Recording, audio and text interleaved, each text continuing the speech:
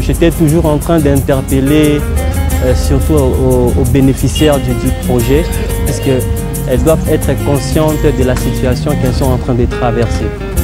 Puisque si nous avons voulu faire de ces jeunes filles orphelines des filles autonomes, c'est parce que déjà à l'âge de 18 ans, elles sont appelées à quitter l'orphelinat. Et l'autonomisation veut dire l'indépendance. Elles ne peuvent être autonomes financièrement que par le travail. Raison pour laquelle je l'ai dit, et je le disais toujours pendant la formation, que vous devez capitaliser tout ce que nous vous offrons aujourd'hui. En ce jour, vous avez eu l'opportunité, l'occasion, la chance de bénéficier de ces projets. Et vous devez être discipliné, vous devez beaucoup travailler et vous devez avoir la conscience. Ce n'est qu'à travers ces trois éléments réunis que demain on vous appellera des femmes autonomes. Nénette a dit, elles ont fabriqué le pain.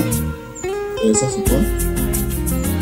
Donuts, gaufres et beignets. Donc ça c'est le projet Moseka dans le cadre de l'ONG Lisungi. Ce projet qui a été financé par le Centre Carter dans le programme Voix et leadership féminin et féminin. Voici les produits fabriqués et présentés par l'ONG Lisungi. Nous pouvons applaudir pour ces filles-là. Ouais, aujourd'hui, nous étions là toujours dans le cadre des projets innovants du Centre Carter, dans le cadre du programme Voix et leadership des femmes. On vient de clôturer les activités dans le cadre de notre projet, puisque en soi, les projets du Centre Carter étaient financés par 5 organisations de la Chopo. Et parmi les 5, l'ONG Lisungi en faisait partie. Et aujourd'hui, nous avons travaillé en synergie avec les juristes des femmes engagées pour la défense des droits des femmes. Pour notre part, nous avons eu à former les femmes, les jeunes filles de l'orphelinat, de la maison Seth Pakita, sur les droits des femmes, l'autonomisation, la gestion financière et ainsi que la commercialisation. Et aujourd'hui, ces enfants sont venus exposer les produits pâtissiers qu'elles ont eu à apprendre lors de notre formation pour montrer au grand public boyomais qu'elles sont déjà capables à produire des produits pâtissiers, je m'excuse pour la tautologie, et ainsi mettre au grand public boyomais leur expertise. Ouais, ce qui m'a beaucoup plus marqué, c'est d'abord la présence du ministre provincial du genre qui nous a appuyés à travers le comité de pilotage le long de ces projets. Nous avons eu aussi des ONG partenaires qui sont venus nous soutenir dans cette activité.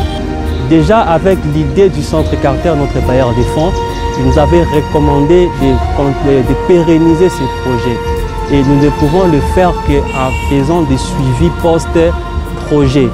Et c'est dans ce sens que l'ONG Lisungi s'est engagée à faire des suivis, l'évaluation de chacune des filles. Et aussi, comme nous avons déjà installé un centre commercial au niveau du petit marché de Motumbe, on va voir avec les centres Saint-Laurent de la maison Seth Pakita comment est-ce que nous allons co-gérer ces centres pour pérenniser les activités. Le Centre Carter est venu juste pour appuyer des activités que nous avons déjà commencé avec les enfants.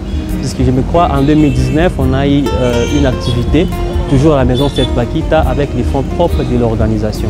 Et en ces jours, vu que le projet touche déjà à son terme, je crois bien que nous allons continuer à pérenniser les démarches et les suivis avec les fonds propres de l'organisation, pourvu que nous puissions toujours atteindre les résultats escomptés.